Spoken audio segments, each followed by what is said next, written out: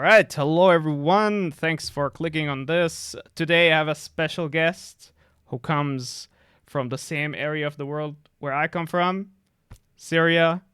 Where is it here? Iraq. And yeah, Yeah. so I'm really excited to have Mustafa on, the owner of Mad VFX. If anybody is curious, the link is in the description below. We'll talk about that. So a lot of stuff are coming in this podcast. Yeah, I'm really excited to have you on, Mustafa. Let people know about you. Yeah, thank you for having me. Again, it's been an interesting road to get here. So, a little bit about myself. My name is Mustafa Al-Aobaidi. I'm a VFX artist at EA Dice, currently working on Battlefield, and also the founder of Mad VFX, a VFX training platform for realistic VFX. Yeah, I'm really excited to be here. And a little bit about myself. I was born in Iraq, and basically, I think it was like 30 years ago now. So yeah, Mm, moved to Syria in 2005, where Jack lived. yeah. About like during the Iraq and U.S. war. Then from Syria, we ended up migrating to the US, where I basically, that was in 2009, I think. Yeah, Mm-hmm. 2009. From there, went to high school, graduated, ended up actually not even wanting. It's funny because I didn't even know what I wanted to do at that time. Like, as soon as graduated high school, I know I wanted to do something with computers, but I didn't know what it was. So I went to a community college in Dallas. Texas. That's where, yeah, in Texas, that's where I ended up with my family. I was what, 14, 13 when we moved there. So, That's yeah. hell of an age to be in a whole different country. Yeah. Yeah. Especially like learning English and all that. So that was really interesting. Um, yeah. So ended up trying out computer science for a semester. That didn't work out so well because I got kind of bored. No No offense to flashy computer things in science. computer science, unfortunately. Just math. Yeah. So, no offense to computer science and people who take computer science. Actually, my brother has a master's in computer science, but I just didn't click for me. Yeah. And the community college that I was at was offering an interactive simulation and game design course, or more of like a degree. It was like a year and a half, 2 year thing. Mm. And I decided to take that just for the hell of it to see like if it's something that I would want to do. And I got really involved in it to the point like I started actually falling in love in game dev. And I Ooh. was like, yep, this is what I want to do. And the funny part is like I never knew what to actually take. So I was doing programming, I was doing a little bit of modeling, texturing, animation, level Oh, design. yeah. The generalist Man, nothing spectrum. clicked. Yeah.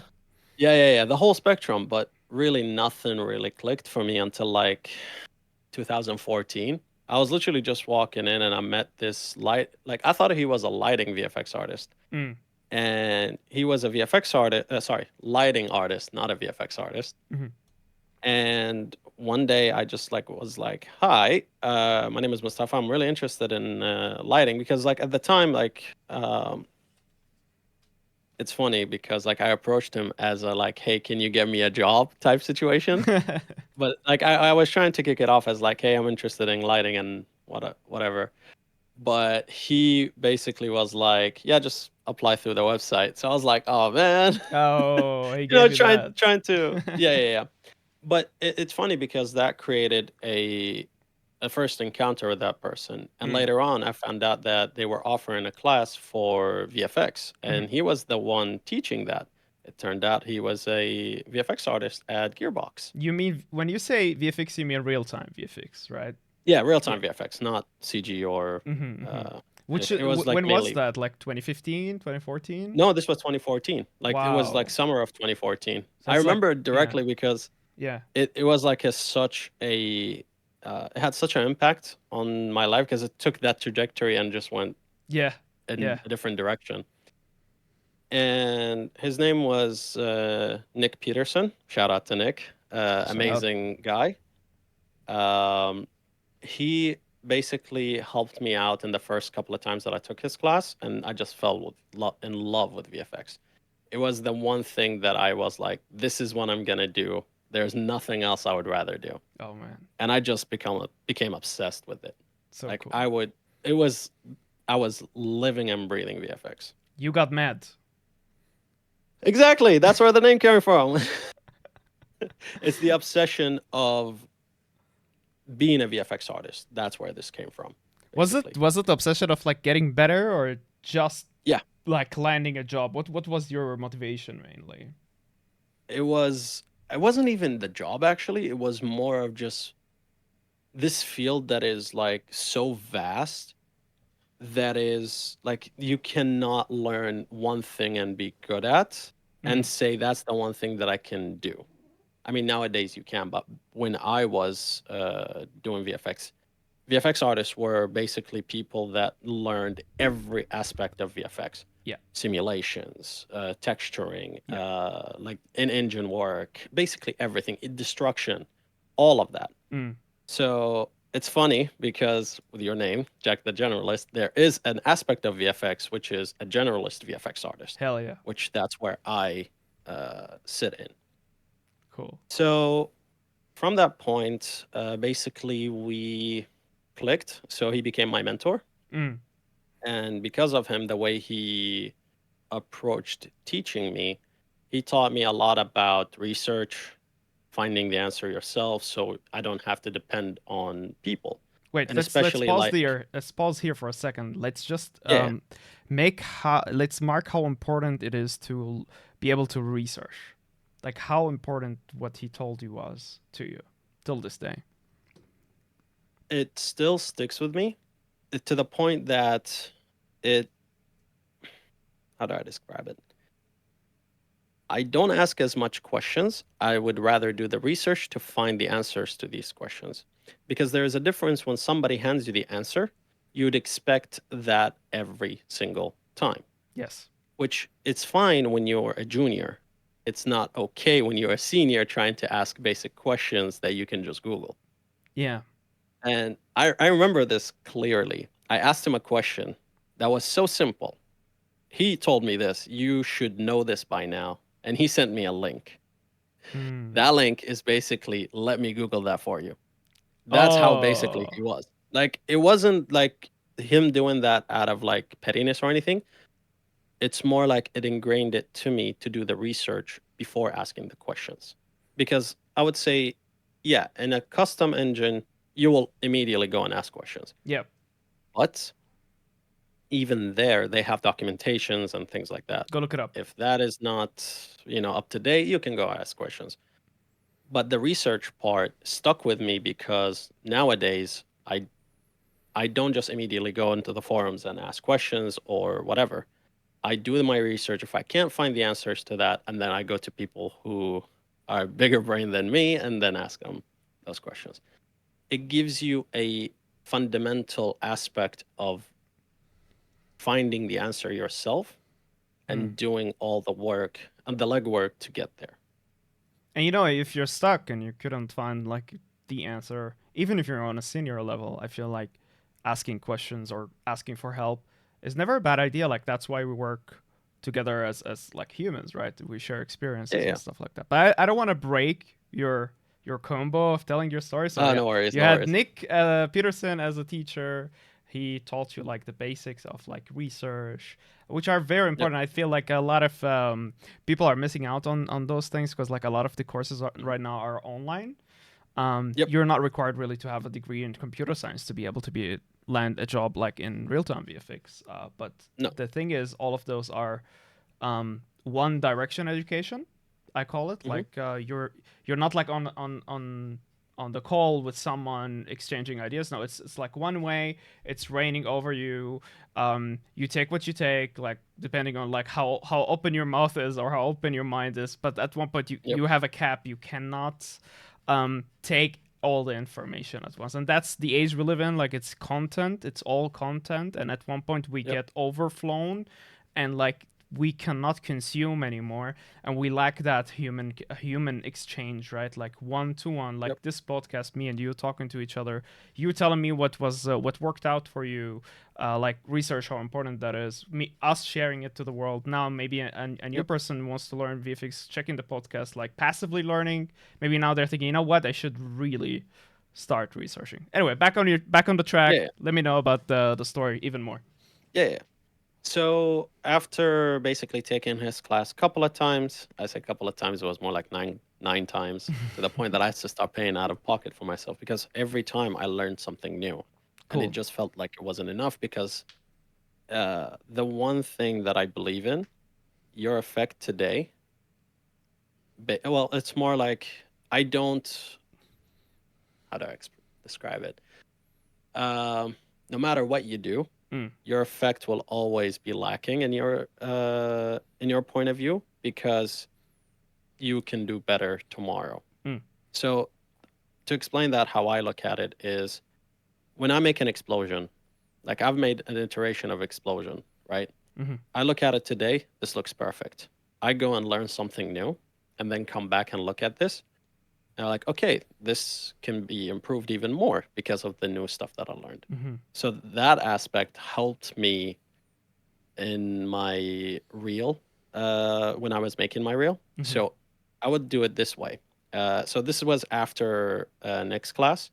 I started like applying for jobs. So what I started doing was basically I would make a reel for 6 months. Like I would take 6 months, make a reel, and again, back then we didn't have the resources to like courses or things like that. Yeah. So the research and everything I had to do myself, put stuff together, and then sorry, ask for feedback Mm-hmm. from Nick or whoever like I'm doing the work with. Mm-hmm. Then I would apply, and I would like take another 6 months, like take a rest, like a month or so, and then back to the circle, learn something new, and then apply. I think this was like 2015, like a year later. Um, Two things happened. One of the instructors at the school that I was working at started working on a game, so they needed a VFX artist. Mm-hmm. So I basically had a internship class with him and Nick. So it was basically half and half, where I was working on this game with them, which was called Solar Purge, and I was working basically on improving my stuff as I go. Mm-hmm. Then I think it was mid 2015, I ended up getting an interview at Ready at Dawn, right? It's the Wow. guys that did the Order 1886 at the Mm-hmm. time. Like it was a really great looking game. Yeah. And this is a mistake that part of the reason I'm mentioning this, because this is a mistake that happened with me that people should be aware of. When I did my reel and I basically handed in my reel, I forgot to check my work in terms of like, are there emitters there? Like, are they all on and whatever? Two of the emitters that I had in there were off. Mm. So the muzzle flash that I was making had only the light without the actual muzzle flash. Oh no. So that's like, and when I got the feedback from them, they even slowed down the video to showcase like what I did wrong, and Mm. I didn't get the job, but it was great feedback. Yeah. From that point on, this is what I kept in mind. Always check my work, always make sure everything is on. And when doing an art test, make sure you double check or triple check Mm. everything. Moving forward, ended up working on my reel even more. I think it was, and this is like, I still remember this to this day. It was beginning of 2016 when I got an email from a company called FXville, Mm-hmm. which they were like, they're a co-dev slash outsourcing studio. So they wanted to basically get me on as an intern slash contractor. And my first project there was a VR project. Had to move to Seattle, so that was interesting, from Texas to Seattle. Worked there for a bit on uh, that VR game, so like a couple of months, and then I got moved on to Shadow of War, which was like, to me at the time, I was like, oh my god, that is a big game. And yeah, that was really interesting. Ended up there for about 8 months, then moved on to Hartsuit Labs, where I stayed there for 4 months. Unfortunately, I was let go. Uh, Again, still don't know the reason, to be honest, but oh Most of well. us don't. No. You're not the Uh, only real-time VFX artist that I talked to where they were like, well, we don't know what happened there. yeah, yeah. So then ended up at Splash Damage in the UK. Stayed there for 2 years. Worked on Gears of War and a project that was canceled, unfortunately. After being there for 2 years, ended up moving to Sweden, where I started working at Avalanche Studios. Yeah. Worked on Contraband for about 4 years and ended up leaving uh, Avalanche for EA Dice about 2 years ago, Hmm. Hmm. where now I'm working on Battlefield. That's a very interesting ladder you climbed there. Yeah. And you went over it quickly, which is good. But like I kind of want to know how interesting, Yeah. because you mentioned like one of those jobs was interesting, and I was like, why is it interesting? What happened there? What kind of challenges you had to go through? So at my last job, it was a lot of fun in terms of the first couple of years where I was me and another VFX artist, which was my lead. And at the time, this is where like the conception idea of Mad VFX came about, because I was teaching at the time at Future Games in Stockholm. Yeah. Like this was like 2020. So I was both teaching and working. So part of the reason it was interesting because I realized there are a lot of stuff that you need as a VFX artist to be able to teach. Yeah. So I started working on those, like how to deliver feedback, how to be able to explain things to students, how to get it in a way where they understand what you're trying to do slash say, and be able to take that and do it themselves and be successful at it. So did that for a bit, and how that impacted my work. It basically went into, if I'm giving feedback to someone who's working under me or working with me or anything, it just elevated my work in a way where I didn't need to count on my technical skills or anything. It's just like my um, artistic skills. So that slowly gave me the knowledge and uh, I wouldn't say feedback. It's more like the knowledge and understanding of what it is to be a VFX artist at a Mm. level where you have people under you. Mm. So yeah, so after that, it became a bit weird because my lead left, and I Hmm. ended up being the only VFX artist on that project.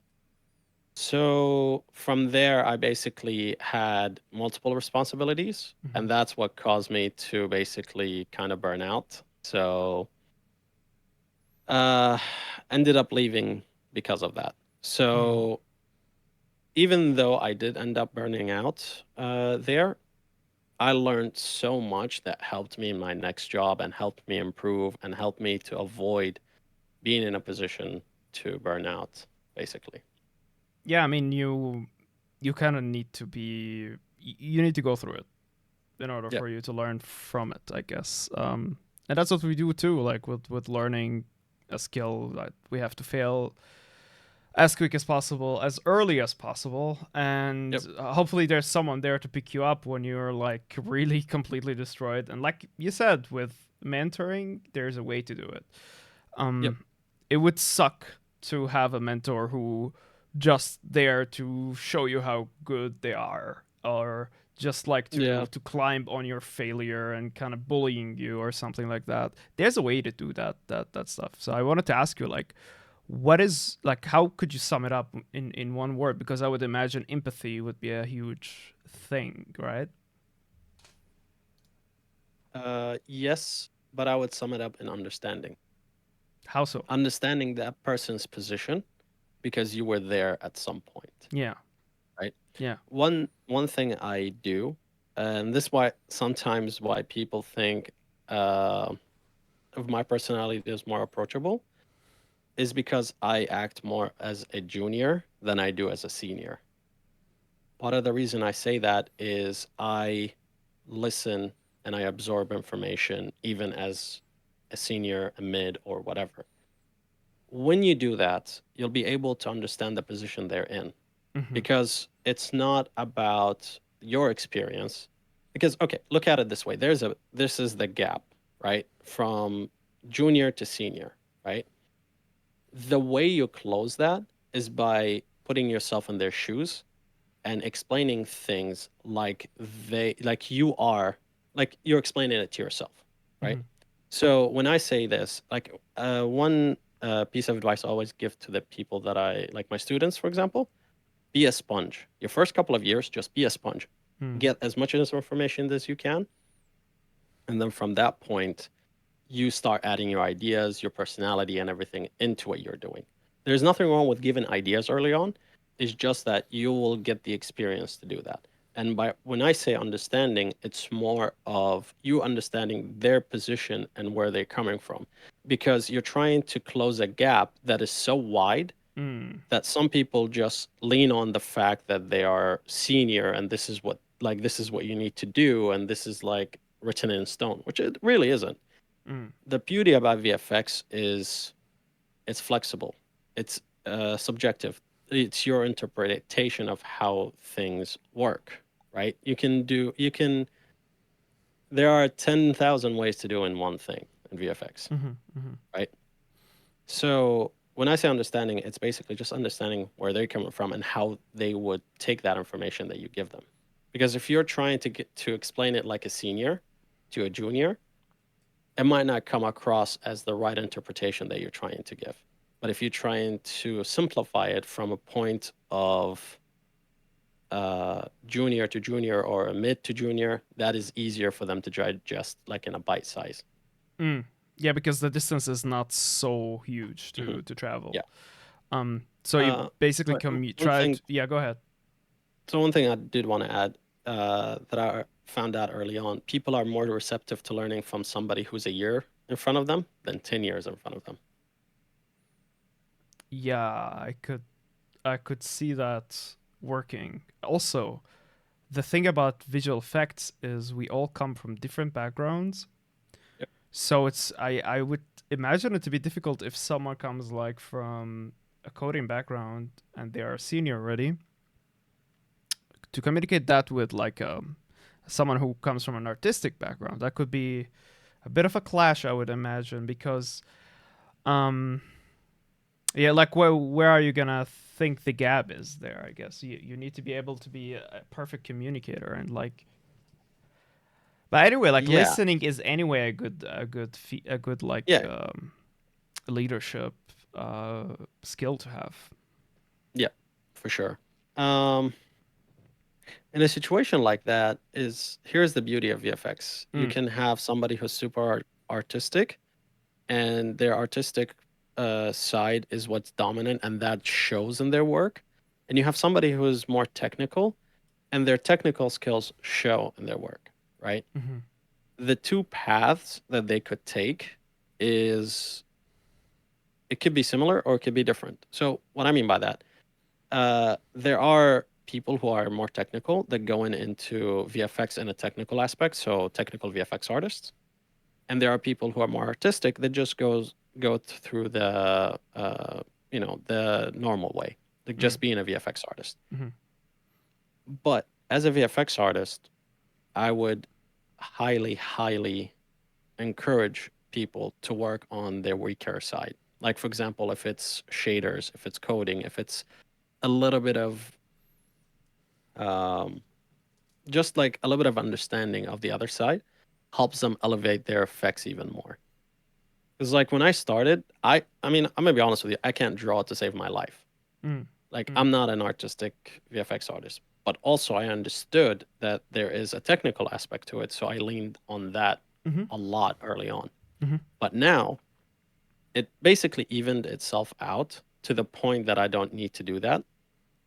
So yeah, I would say I would encourage people to try and understand the other side and learn a little bit of the other side. But I would like emphasize the idea of like get in with the skill that you're like the most confident in Yeah, mastering. Because once you got that, you don't have to worry about it anymore. yeah, true. And once you don't have to worry about it anymore, then you can always expand in the area where you feel um, like you still need work on. Because Yeah. you're more likely to land a job with the skill that you already have than with the Hmm. skill that you have to learn from the beginning. I think that's what you did with your Yeah. reels in the beginning, right? Yep. Yeah, yeah, yeah. I leaned heavily on the fact that I knew simulations. I understood how to do shaders and use that to my advantage. And when I got into the industry, I started working on everything else to round up my skill set. But Mm. nowadays, you'll see a lot of VFX artists are only focused on one thing, which Mm-hmm. is not bad at all, honestly. It's just when I got in, the thing is as a VFX artist, you needed to be a jack of all trade. Mm.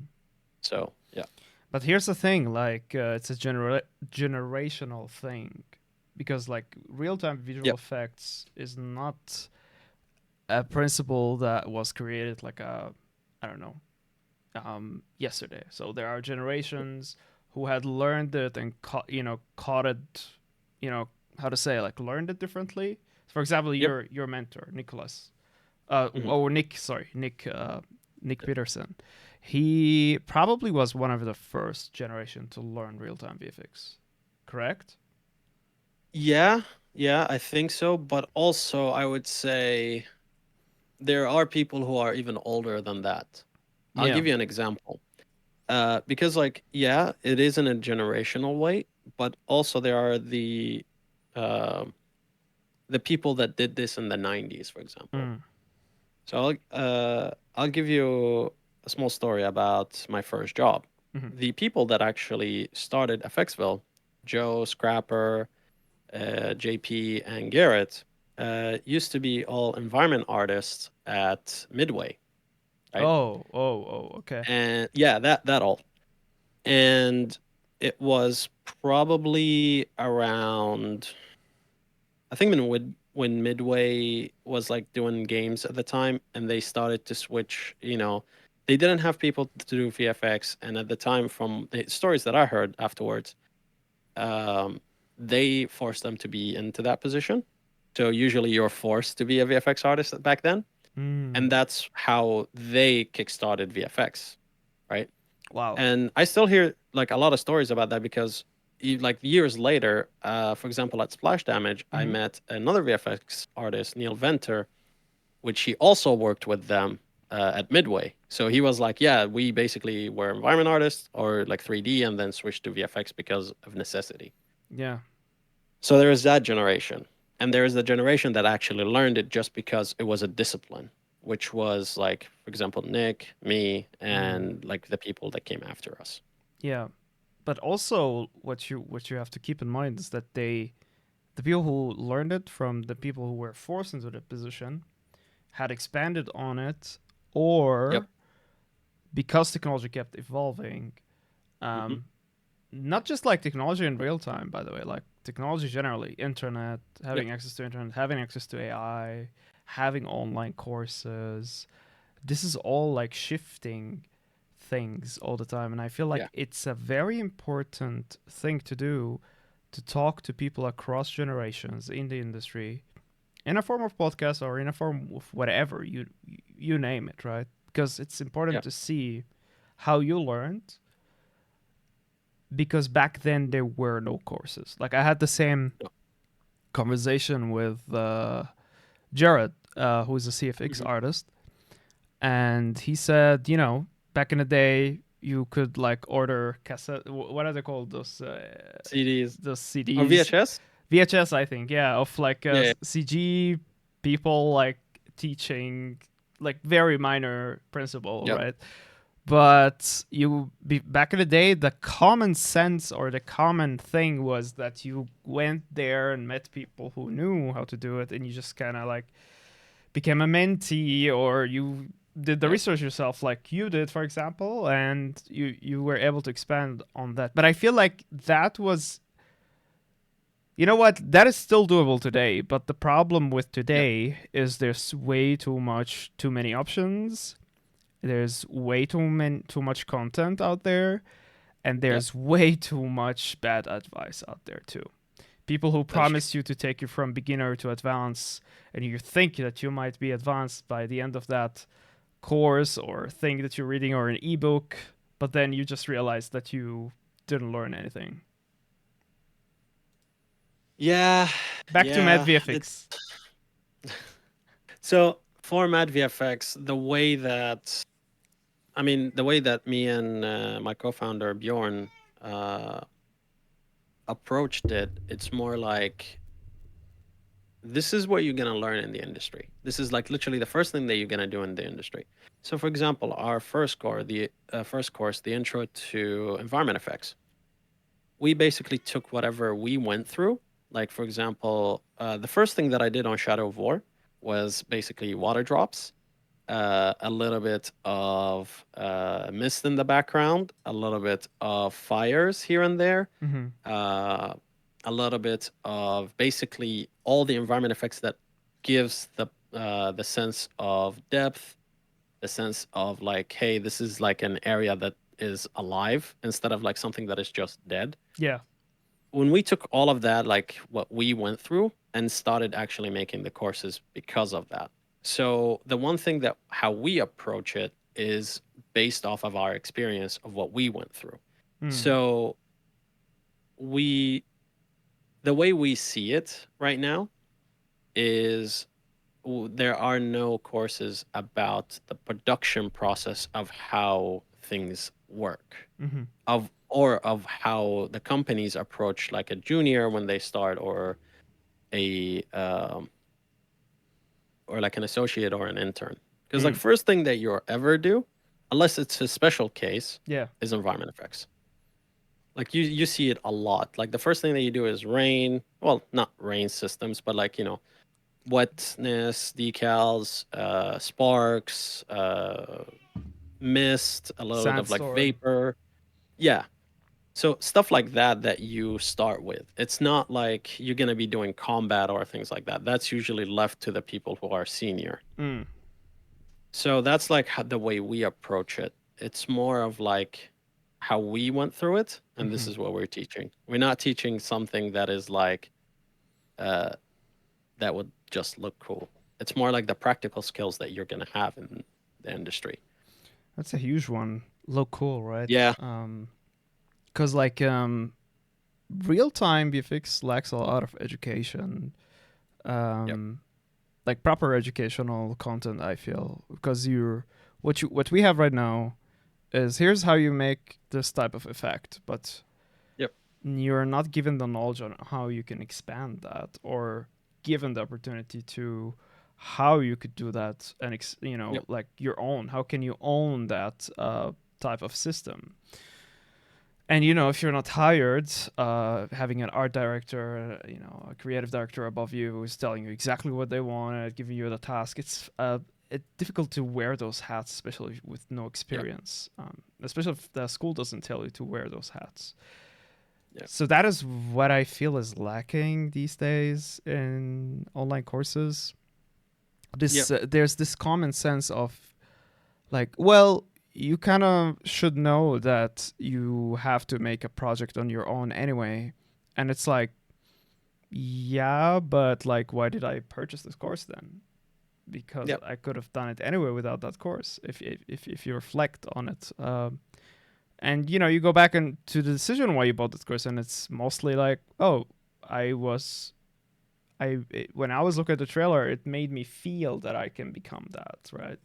And Yep. it's all marketing, it's all like tricks and ways to like bring you around to make a purchasing decision, and in the end, how good of a quality is that decision you made?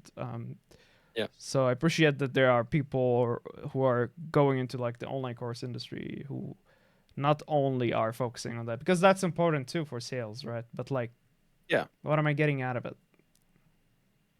Exactly. Like for example, the one thing that as Mad VFX, the way that we think about how to approach this for students is project based.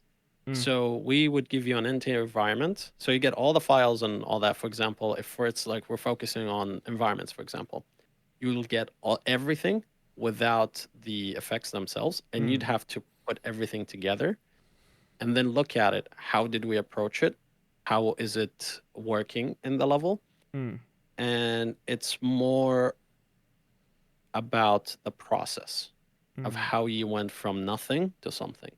It's not about like, oh, look, this is something really cool. And yeah.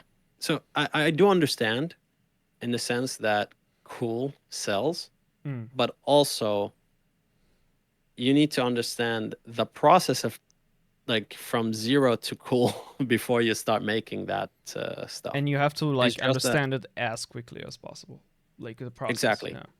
Yeah. So that's why, like, for example, with tools, like, for example, we have the Houdini course. I go over every single aspect that has to do with the UI, how to approach the sources, how to approach the forces, how to approach. I, the reason I'm doing that is because when I'm trying to teach, I teach like how I wanted the stuff that Yeah. I wish I had Mm-hmm. when I was starting out, Yeah. because that's the stuff that doesn't exist. Mm-hmm. Yeah. I mean, a lot of the things that we do is that way, right? Like, I Yep. do a podcast because that is the podcast that I was missing in the podcast field. Yep. There were podcasts similar to this one, but they were not updated. They were always like 3 years ago. Everything Yep. that's been said is either doesn't exist anymore, which is sad, or you know, the people they had on, they're unapproachable, and you can't like reach out for questions anymore because like they got super successful or whatever. And I wanted like something more like, how to say it, actual or updated. Yep. So you're doing that because that is what you wanted to learn in the beginning. Yeah. Um, Yeah. and I wonder, Like it like, is the big reason. I wonder if it's still in the industry because you worked in AAA mostly, right? Yeah. And I wonder if it's still the case where when you first land a job, you get the environment effects. I wonder if that's still Yes. the case because I haven't worked in AAA at all. Like, I've only worked as a freelancer, and the first thing that I got Yep. thrown at was like, rocket muzzle, so muzzle effect, rocket, boom, explosion. What happens after the explosion? Does it stay? Does it do an effect? Right? That was like Yep. my thing. But like, I was the only VFX artist on the project. That's an exception, I guess. Yeah. And it Yeah, is a really, I would say it's not a fun position to be at, for me it like to be is. the only one. Yeah. Within the right So team, it here's, is. I feel. yeah, in the right team it is. Yeah. Here, I'll tell you this. Being in the industry this long and doing most of the stuff that I've like basically touched every part of VFX, I will tell you this right now. I still do environment effects. They're awesome. Yeah. Like for example, I don't even know if I can say that. Ah, fuck it. My last job, um, most of the stuff that I did was environment. Mm. Like, and I was like me and another VFX artist. So let's say, for example, if we had a intern or we had somebody with us, he would get offloaded that environment stuff, and then I would be focused on more, let's say, combat, vehicles, or whatever. And then the lead would basically put us to get like gives us the tasks and things like that. So throughout my career, majority of the stuff that I've done are environment effects and combat and vehicles and so on. Yeah. But what I'm trying to get at, this will never go away. Yeah. Like you will always have something to do, and the majority of the time, you'll probably be working on environment stuff. Mm. And let's say a big example. Um, there is a need for an intern to come in to, let's say, do combat stuff. Yeah. If you don't have the actual documentations and the process and everything, you're gonna have to sit down with him and teach him all that stuff, which is not like if you have the time and there is time in the project, Yeah. sure, that Yeah. works. Yeah. But the first thing that you are given is environment effects, and partly because the first thing that you need to make sure that you nail Hmm. is depth, how things work with VFX around, Yeah. and does it blend well? Is it something that is like, does it basically pop out rather than blend in, and so on. Hmm. So the big part of why um, I say it's still relevant is because I still do them. Yeah. No, I agree with you. I feel like because because everything is in 3D world, and if there's nothing moving, it feels just Yep. so dead. And a life Oh yeah. is exactly the opposite of that. Like if you think about life, literally even a house is moving. If you think about it, Yep. the earth is moving. There's gravity constantly pulling on those bricks of the house. That is why the world does not look as static as 3D Hmm. worlds, because there's Yep. constantly physics pulling strings, and things are constantly moving even if you don't see it. It's those 0.0001 Yeah. that make all the movements. Exactly. And in games we don't have that, but we do have is environment effects. We can Yeah. put fire, we can have dust particles, we can, like in Elden Ring, if you think about it. Even the grass moves with the wind, like Yeah. using a shader. Shaders are also a huge part of what we do. Um, Exactly. and also understanding what shaders do is a huge part of what we do too. Like for example, if you're working on a mobile game, or a VR game, here you go. You started with a VR game. It's a whole Yeah. different game, man. Did you Yeah. also do It's a whole process. realistic effects in that VR game? Yeah. Realistic. Cool. So that must Yeah. have been I challenging. Yeah, I think the biggest part was the optimization, to be honest. It wasn't Yep. even the effects. That Yeah. was like the biggest thing that I needed to deal with is the optimization. Yeah. That's something no one teaches you, by the way. Optimization. Like in No, the online no. schools, everybody's teaching you how to make cool effects, and but then afterwards you're hit by the wall of, is this actually Usable. functional or usable? Yep. And Yeah, people that's have to part of learn that the on their own. Go ahead. yeah. Yeah, yeah. This is like part of the thing that we're working on is to put every aspect of our knowledge into courses. Mm, So everything from the pre-production part to the production part to the release to the optimization, everything that we can think of that will go through that pipeline, we want to make something for. yeah, that's awesome, man. How far are you? Would you say with the process? About 5% Cool. Yeah. of everything that we want to do. Yeah. Hopefully, in the next, I don't know how long we're going to be going for this, but I'm hoping it will be for quite a long time Mm, because we want to make sure, like, if somebody goes in and be like, hey, I kind of like, I understand what they're doing, but what do I get by going through this? I mm-hmm. want them to be able to like say, okay, I took this first course, okay, second, third, okay, I'm starting to understand how things work. And then by the time they're done, they can actually put a reel together, understand what optimization is, understand how things work cohesively together so they can apply for a job. I will tell you this. When I started versus now, the Mm-hmm. competition is more intense, especially with more resources for VFX. Yeah, yeah, yeah. But still, getting a good reel, a good looking reel, and and put in the time for that, it's still something that people need to do. Yeah, I mean, like we talked about it a little bit. In Yep, Europe itself, like there's 800 real-time VFX artists, or about that approximately, much. yeah, about that much. Yeah, And but like the job market requires way more, yeah, and so although there's a lot of competition, I feel like the most unique thing about a competition is you as a person, yes, not your skills always. Like if you're a cool person to work with, you're a good communicator. You don't need to be senior level all the time. no, You no, kind of like studios actually look for mid level just because first it's an investment. Those people hmm can stay. They're probably gonna become senior or lead depending on what's gonna happen. Second, it's not every project requires like senior level of Yeah. expertise. And the cool thing about visual effects, in my opinion, is what is also not so covered as much. There's limitless styles. It's a spectrum Oh, of yep. styles that you could. Uh, Once you understand the basics, the fundamentals, you can bend that thing to do whatever you want because it can do 2D. Yes. 2D has unlimited styles of things that you can do with.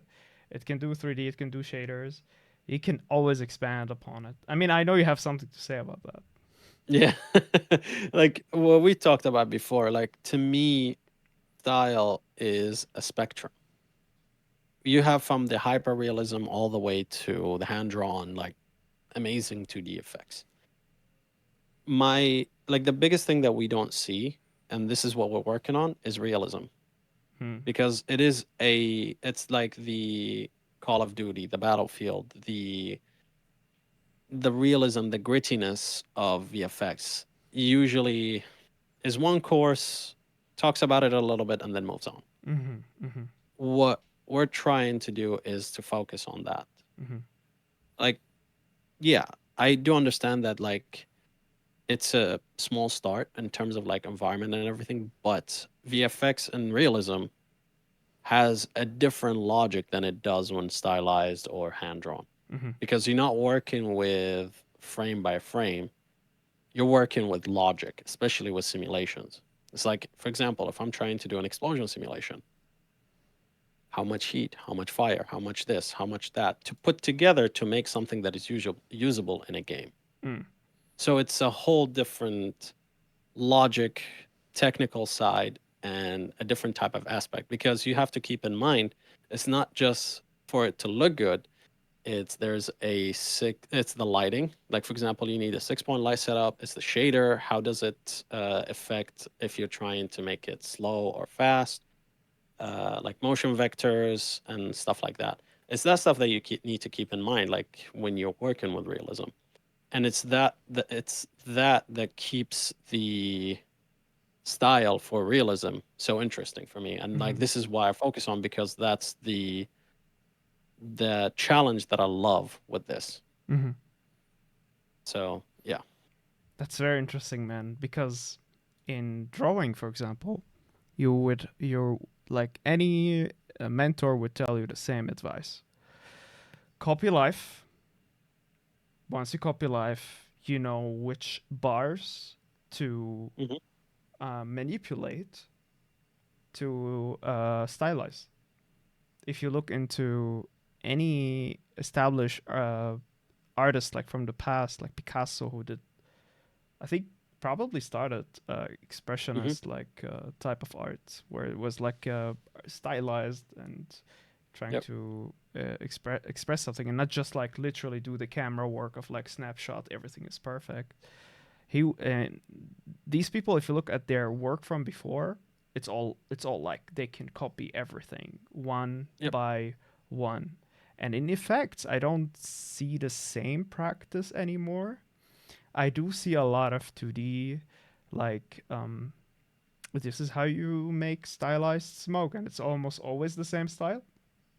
Yep. But I wish there was more like mix of both. Like, let's go into Houdini, create a realistic simulation of smoke, and now let's break it down to 3, 4 different styles. Here's Mickey Mouse style. Here's whatever comic style, Marvel. Here is, and they would go trace over the simulation, and I feel that is lacking because that is lacking. Um, we're not seeing innovation. That's an interesting way of looking at it because even for realistic, when we're trying to make our explosions, smoke, or whatever simulations, we go to life because that's what we're trying to replicate. Yeah.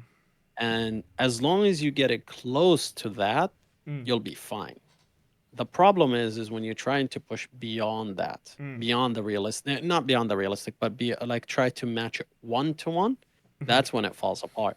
And that's the funny part. Like when you're saying realistic, right? Mm-hmm. I'm not just saying it in a way where it has to be one to one. Hmm. No, you need to make it look close enough in terms of how it looks, how it behaves, and Shape so on. language. Yeah. Exactly. So in a situation like this, I mean, honestly, I don't have the experience of like doing that to be able to answer this question in a more understanding way. But to me, I understand what you mean of like, hey, we have this simulation, we should trace it and then take that. And based off of that, we use it as the blueprint for the stylized. I think I would say in that situation, it might not work because that already had created Yeah. a a blueprint for something that is already mimicking life. You know what I mean? Because like you're taking the simulation which tries to mimic life, and then you're trying to take that and then mimic realism on top of that in different styles, So the thing or is, like like different I styles could of. see now that you can't draw. No, I can't draw That's to the thing. save my Like life. I told you. you're thinking about it a bit too logically, and the thing about like styles, it's not just Yep. colors and shapes. It's also Yep. timing. It's also Yeah. Yeah. Yeah. like what I'm saying is let's go back to the basics of where styles come from and not just follow a Right. Right. company's style. Riot Games, Right. League Right. of Legends, like Hmm. we've seen that stuff. And can we please get a different stuff going forward? Like one of the things that I'm doing right now on a project we're working on, maybe I can't talk much about it, but like Hmm. um what about pixel art effects? Who's doing that Yeah. stuff? You know what I mean? Like Yeah. that Yeah. is Yeah. something I'm doing right now with particles. And it's a hell of a lot to do to make it look like pixel art. Yep. Um, and I'm really excited to share the project with the world, which should be soon. But like, I'm gonna be honest with you. One of my favorite styles is pixel art. And here's the thing: I don't oh, know how to that's do it. awesome. Right? Yeah, Like I'll give you like for example, Dead Cell, like the game Dead Cell. That's absolutely one of my favorite like one of my favorite art styles. cool. But I can't do it. That's the problem. Yeah, Because I did you know hear it takes about it. like what they said on like talks on how they made the style? No, actually, I didn't. So one of the main people, I think it was the art director, but I can't exactly remember who it was. But they said I I wanted this to be in pixel art, but I sucked at pixel art. Oh man. So they had to hack the engine literally too. I think Robin talked about it on the podcast um, prior to this one, and he explains a little bit about how they went through it. It's very interesting. Like the solution they made. I recommend the talk if I can find it. I'll put it in the link. Yeah, please send it to me. But like again, who's like there might be one game doing that stuff or two or three or whatever, but then it's gone. Like when an artist coming in the industry, listen, like I have such a good connection with illustrators and it's Hmm. really I really appreciate that because they literally the whole thing about them is that they learn the basics, the fundamentals, life, study life, and each one of them bends their style literally to fit Right. their portfolio, and they get hired just because of their style. Like I'm gonna show an Right. example if you don't mind me doing that. Yeah, yeah, So yeah. one friend of mine is called Peter Diamond, and his whole thing is he he does everything with like traditional artwork, and then he imports it Hmm. into Photoshop. So Oh that is his wow. stuff. I'm just gonna put it over your screen. Yeah, no worries. So yeah, he does things like this. Wait, let me show it. This is all done on huge posters. And you see, no Wow. one does effects like this. So sometimes I go and like look at Pinterest or like on I look at illustrators like Peter Diamond and just like imagine an effect that would look like that and how would that be, Instead of just like learning, oh, this is how Riot does it. Wow. This is how whatever the like. There's just way like we need innovation in what we do. I feel. Yeah. I think that's part of the reason that Mad VFX came to be is because of the lack of realism. Mm. Because like there's a style in general. But I mean, honestly, I'm not 100% sure if we're gonna just stick to realism or not. Mm. We still like doing our own R&D, working with instructors and so on. So in a situation like this where you have such saturation of one style or different styles that like doesn't include, for example, realism, it I mean, I understand a lot of people think that it is hard to get to realism, Mm-hmm. but into realism, but it's not because if I can do it, anybody can. Mm. That's a consensus because I'm not an artistic person. I'm more of a logical thinker, and also I look at things in terms of numbers, as in like if I add 10% of gas to the like 10% of fuel to this, Mm. 10% of heat, 10% of density, what is it going to give me, and so on. Mm. So even from there, it takes it into like, okay, I got my explosion. How do I make it look better in engine? Like now you have the shader. Now that you have um, the Niagara system, or like basically Shuriken or whatever Unity uses nowadays. And you take that and then you basically make the explosion. But even then, it might not even look right because you are off in your simulation by the timing. Mm-hmm. You're off in your simulation by the color or whatever it is. Even if you change it, it takes a lot. But I mean, this is my own opinion. It's not as complex as drawing. It's not as complex as drawing. Well, it Yeah, depends like on what is your background again, right? So, but I exactly. get it. Like you, this is what you're good at, you know. Yeah. For a person who's just been drawing their whole life, it's probably gonna be like, oh my god, really? Like I do I have to think about the gas and the different stuff. Like I just want to make I'll cool I'll put it art. this way. Yeah, I'll put it this way. You'll see the change instantly. yeah, yeah. I When you got it. change a value, you'll Yeah, see the change instantly. yeah, yeah. So you know if that looks good or not. So basically, you're making content for people who wants to know about it without like having to hit this huge wall of 2D animations, Yeah. because Yeah. that is a skill That's you basically need it. to master, right? Exactly. Well, numbers, everybody can play with numbers. That's what you're like trying Exactly. to say. Yeah, I get that, Hmm. and I think that is valuable. And listen, I support like learning from realism like 1,000%, because I think having the 2D knowledge and knowing that things stem originally from realism, I really encourage people to play around with Houdini and like to go and get your courses and just like learn a little bit about, don't just like learn stylized art, but also learn how life works, Yep. and how you could recreate that in simulations. I feel that's very valuable. And again, like back to the tracing, that's valuable on its own. Like if you could draw, you could just put those two things together. If you think about real-time VFX, it's all things put together, basically. Yep. It's different knowledge from different principles put together, and we have this thing. And there's no shame in tracing. Like, a lot of people might feel shame in tracing. It's like, nah, this is how we learn. Nah. We copy. We all stand on shoulders of giants, right? Well, listen, man. Thanks for coming on the podcast. Yeah. It's been an Thank you hour, for but having me. I want to ask you, like, if there's anything you would like to talk about, promote. Yeah, where can people find you? I'm available on our Discord, Mad VFX Discord. I'll give you the link if you want to put it into the Of description. course.